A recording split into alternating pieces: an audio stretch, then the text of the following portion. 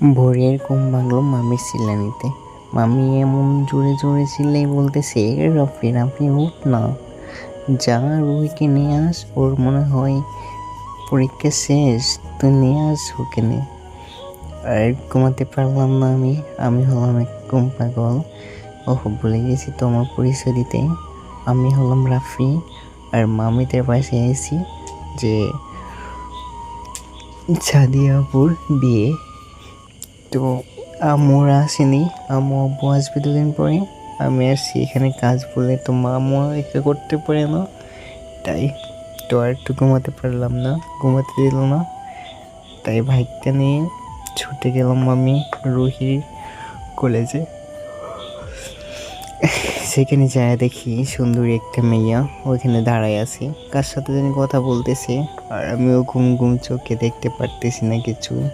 আমার কাছে মনে হচ্ছে দুনিয়ায় অন্ধকার, চোখে ঝাপসা ঝাপসা দেখতেছি। আর এর ঘুমালে যে এত ভালো লাগে, কেন মামি আমাকে ঘুমাতে দিল না? মামির উপরে তো অনেকটা প্রচুর রাগ হচ্ছে আমার। আমি হলাম ঘুম পাগল আর আমাকে ঘুমাতে দেয় নাই। করতে আইছে ওনার মাইয়ার নিয়ে আসতে হবে আমার। আর তখনই ভাবতেছি দাঁড়ায়া যে কোথায় সেই মহারানী যার জন্য আমি ঘুমোতে পারি নাই, কোথায় সেই রুহিকে খুঁজছি, পাচ্ছি না তো ওরে।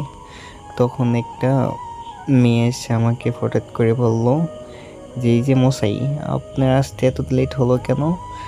আর কি বলবো ভাই, যে ওর চোখের দিকে তাকানো যাচ্ছে না, রাগে মনে হচ্ছে গাল মূল চোখ লাল হয়ে রয়েছে।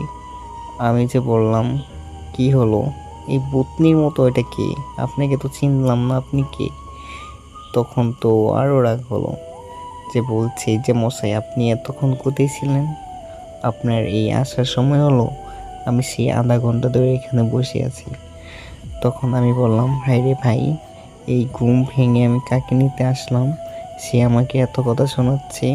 তখন আমি বললাম, হ্যালো মিস, আপনি কে গো?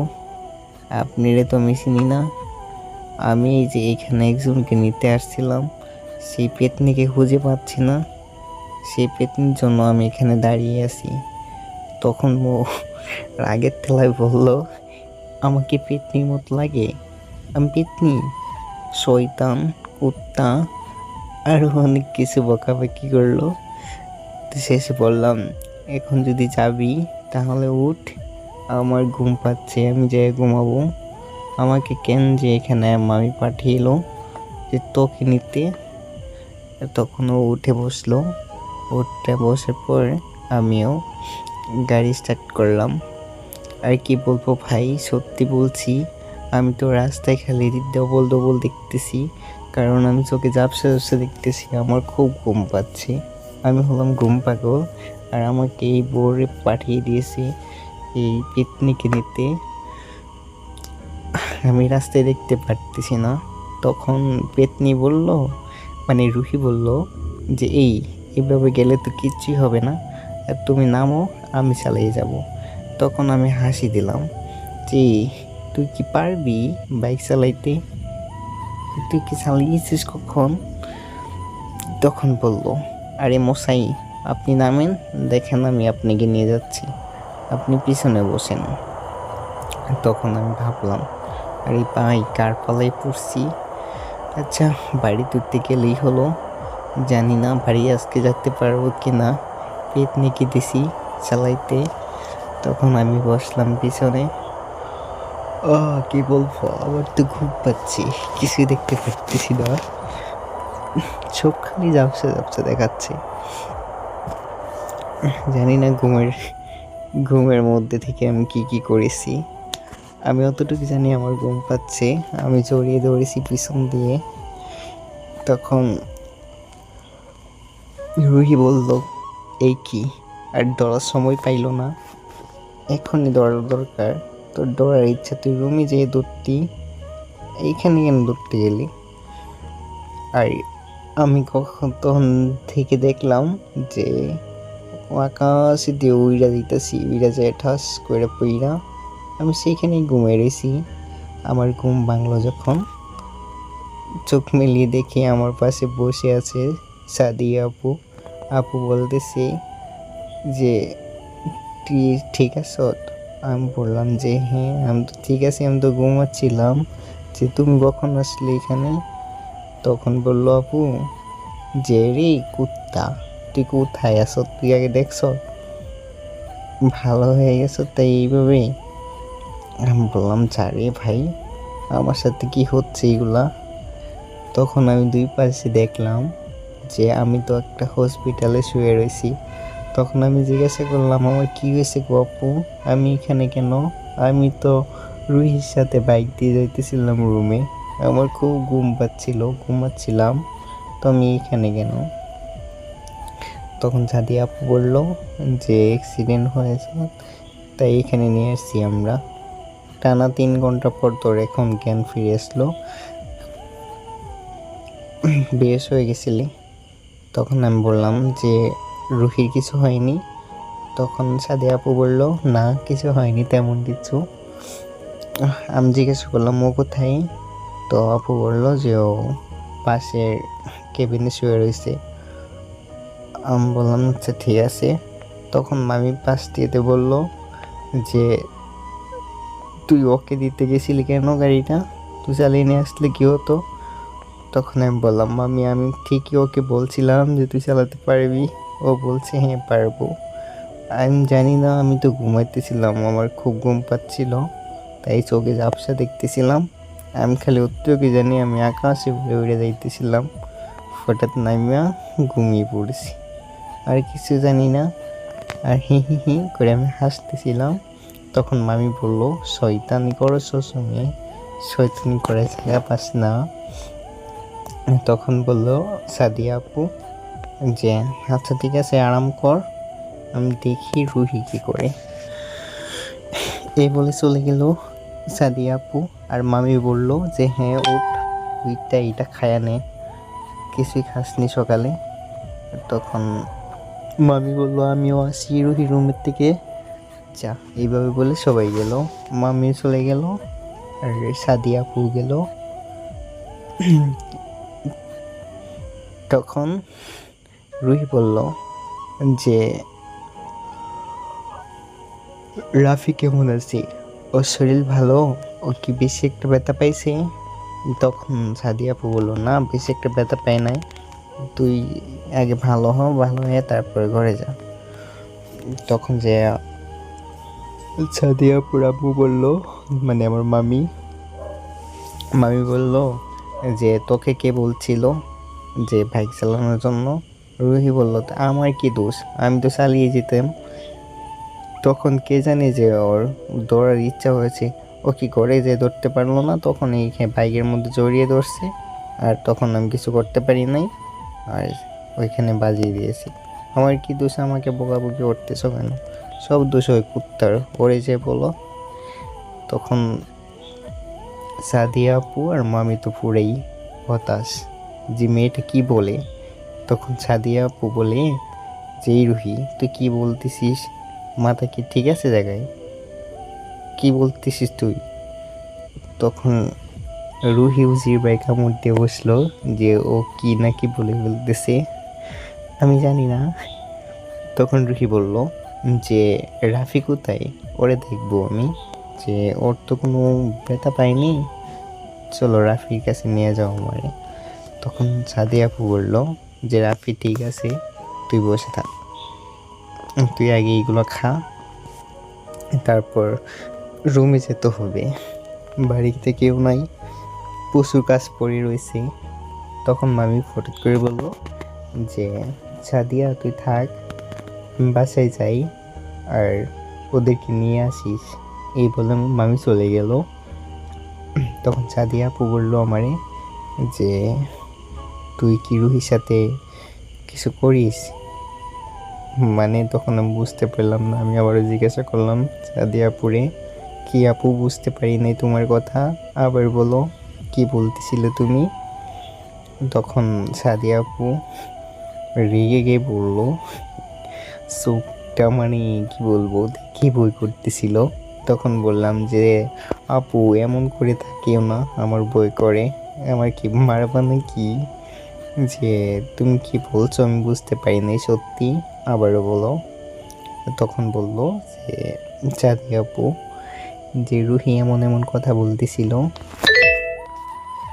কি তুই কি ওর সাথে কিছু করস? আমি বললাম না তো ভাই, এই কুত্তি আর এই পেতনির সাথে কে কি করতে যাবে? ওকে তো আমি বোন ভাবি, তুমি তো জানোই আমাকে ভালো করে। তখন বলল রুহি, বলল যে সাদিয়া আপু, সাদিয়া আপু।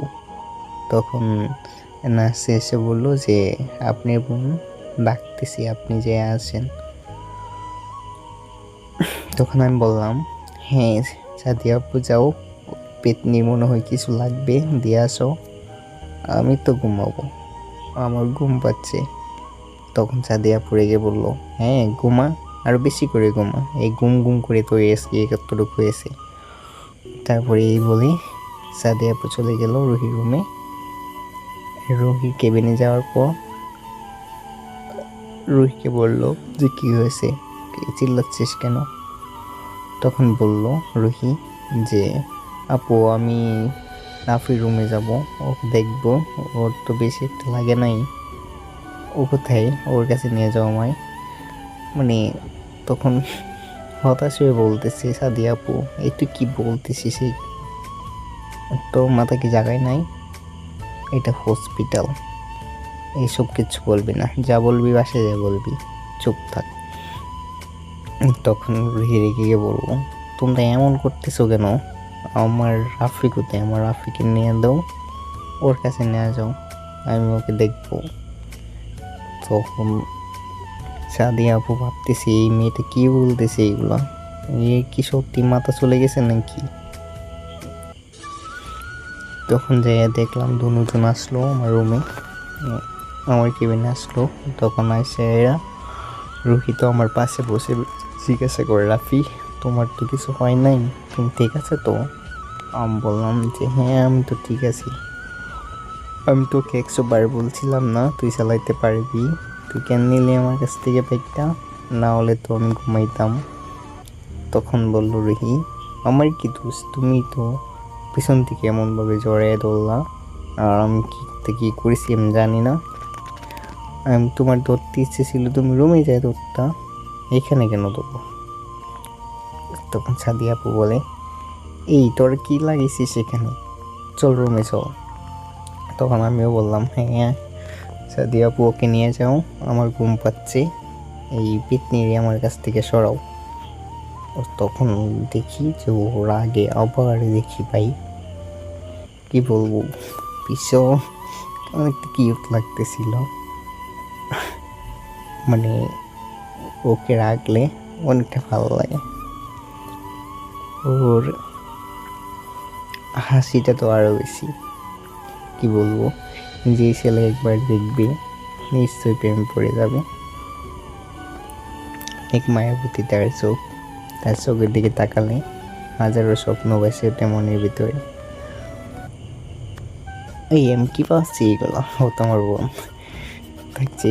তখন সাদিয়া আপু রুহির নিয়ে চলে গেল, আর আমি সন্ধ্যা 4টার দিকে বাসায় গেলাম। যাওয়ার পর যাই দেখি যে আম্মু আব্বু আসছে। তো আম্মু আব্বু আসার পর বললো যে তো বেশি কিছু হয়নি তো দেখি। তখন আমি বললাম না কিছু হয় নাই, সো ভালো আছি, তোমরা কখন আসলা? তখন আম্মু বললো এই তো না আর কি আসছি, যেতে চেয়েছিলাম। তখন সাদিয়ার আম্মু বললো যাওয়া লাগবে না, ভালো আছে, চলে আসবে বিকালে। তাই আর গেলাম না, এখানেই ওই কাজ করতেছিলাম। এই নিয়ে ওরা কথা বলতেছিল, তখন আমি মাঝ থেকে বললাম আব্বু আম্মু মামি মামা তোমরা থাকো, আমি যাই, যে উপরে নেস্ট নেই। এই বলে ওদের কাছ থেকে আমি চলে গেলাম রুমে। যাওয়ার পর ওইখানে আসলো রুহি এসে বলল যে তুমি কি সত্যি জানো না? আমি বললাম এই প্রশ্ন করে ভাই, আমি কি জানি। তখন ওর বিষয় নিয়ে ওরাই কথা বলতেছিল, বাট আমি জানতাম না। সাদিয়া আপু মামি আম্মু আপু যে এনে বলতেছিল যে হসপিটালে রুহি এমন এমন করতেছিল রাফির নিয়ে। আমার তো এইসব বিষয়টা ভালো লাগতেছে না। তখন মামা বলে উঠলো যে চিন্তা করো কেন, ওদের তো ওই সেই ছোট্টবেলার থেকেই তো কথা দেওয়া আছে। আমি তো দিদিকে বলছি যে ওর কাছেই বিয়ে দেব। রাফিও ছেলেটা খারাপ না, ভালোই আছে। এইসব নিয়ে কথা বলতেছিল। আর আমি হঠাৎ করে আমার সাদিয়া আপু বললো যে কিরে ভাই, তলে তলে টেম্পু চালাস, আর আমি কিছু কইলি হতো? আমার কি বললে কি হতো? আমি কি তোদের এটা কেড়ে নিতাম? তখন আমার উঠলো রাগ, আমি জানি না কিচ্ছুই, আমার কেন সবাই এরকমভাবে বলে। তখন আমি বললাম সাদিয়া আপু ভালো হচ্ছে না, আমিও কিন্তু যখন জিজু আসবো জিজুরে বলে দেবো তুমি এমন এমন করো। তখন দেখি সাদিয়া আপু মুখটা লচ্ছে, হাসি দিয়ে চলে গেল। আর কি বলবো, আমার একটা হাসি পাচ্ছিল ওদের কথা শুনে, আর ভালো লাগতেছিল, কারণ আমার নাকি বিয়ে হবে রুহির সাথে। আর আমি অল্প ভাব নিলাম রুহির সাথে, আমি জানি না, না জানার বান করলাম। তখন আসলো রুহি, এসে বলল যে তুমি কি আমার সত্যি ভালোবাসো না? আমি বললাম নেই, কে বলছিস তুই? তুই না আমার বোনের মতো, তোকে আমি ছোট্ট বোনের মতো দেখি। এমনি এইসব কি বলছিস? তুই আমার চেয়ে ভালো ছেলে পাবি, আমায় এ নিয়ে বলিস না। আমি দেখতেও তো ভালো না, আমার চেয়ে অনেক সুন্দর পাবি, অনেক পড়ালেখা পাবি, অনেক ভালো ছেলে পাবি। এইসব বলার পর রুহি দেখি আগুনের মতো একদম জ্বলে পড়ে যাচ্ছে, যে বলে কি। তখন দেখি ওর আগে দৌড়িয়ে ওর রুমে চলে গেছে। তখন সাদিয়া আপু আসতে আয়সা বলে যে এই তুমি কি করছো, এই রুহি এভাবে চলে গেল কেন? রাগে দেখি সব কিছু ভাঙচুর করতেছে। রুহি রুমে নাকি লাগলে কেউ যেতে পারে না। আর তখন আজকে সারাটা দিন চলে গেছে আমার সেই ছোট্ট কথা বলার থেকে। ও রাগ করে বসে আছে, খাওয়া দাওয়া কিচ্ছুই করে না। মামি চিল্লাইতেছে, সাদিয়া আপু চিল্লাইতেছে, মামা চিল্লাইতেছে, ওদের কথা কারোটা শুনে না, মানে কারোর রুমে যেতেই দেয় না। তখন আমি জিজ্ঞাসা করলাম সাদিয়া আপুরে যে আপু কী হচ্ছে? তখন বললো যে তুই নাকি রুহিরে কিছু বলছিস, সে নিয়ে রাগ করে বসে আছে, দরজা খুলতেছে না, সারাদিন হয়ে গেছে কিছু খাই নাই। তখন আমি বললাম যে সাদিয়া আপু দাও আমি খাওয়াচ্ছি। তখন বলল যে হ্যাঁ তুই পারবি এই পেতনিকে সামলাইতে, আমরা পারবো না, যা তুই যা। এই বলে সাদিয়া আপুও মামিরে মামার নিয়ে চলে গেল। আর মামা বলল হ্যাঁ রাফি তুমিই পারবা, যাও। তখন আমি গেলাম, যাওয়ার পর জিজ্ঞাসা করলাম এই পেতনি কী হয়েছে তোর? তখন যে রাগে ওর দিক মুখ ফিরিয়ে রাখছে, আমার সাথে কথা বলে না। আমি বললাম রাখলে তো তোর ভালোই লাগে, এত রাগ করিস কেন তুই? তখন ওই এভাবে তাকিয়েছি, ওর তাকানো দেখে আমার আর অনেকটা খারাপ লাগতেছিল। সত্যি ও কান্না করতেছিল, আমি ভাবিনি এভাবে কান্না করবে। তখন বললাম আরে পাগলি কান্না করিস না, নে খায়া নে, খাইলে তো তোর শরীরে বল হবে তাই না? বল তাই যদি না হয় কিভাবে হবে? আমার সাথে ঝগড়া করবি না। এই বলে বলে যে কুত্তা সইটা বান্দর, তুই আমার রুমে আসছিস কেন? তোর আমি আসতে বলছি, খাবো না। তখন আমি হাতে লঙ্কা পাইয়ে ওকে দিলাম যে খা, হা কর। তখন ও হা করলো, আমি খাইয়ে দিচ্ছিলাম। কি রোমান্টিক! আরে ভাবলি কেমন লাগে যে আমি ওকে খাওয়াই দিচ্ছি, ও আমার হাতে খাচ্ছে। আর রুহির মনে মনে ভাবতেছে যে তুমি এমন করো কেন আমার সাথে? আমি কি দেখতে একটু খারাপ? আমার কি গেল ভালো লাগে না তোমার? তোমার কেমন নেই পছন্দ বলো, আমি সেমনই হোক।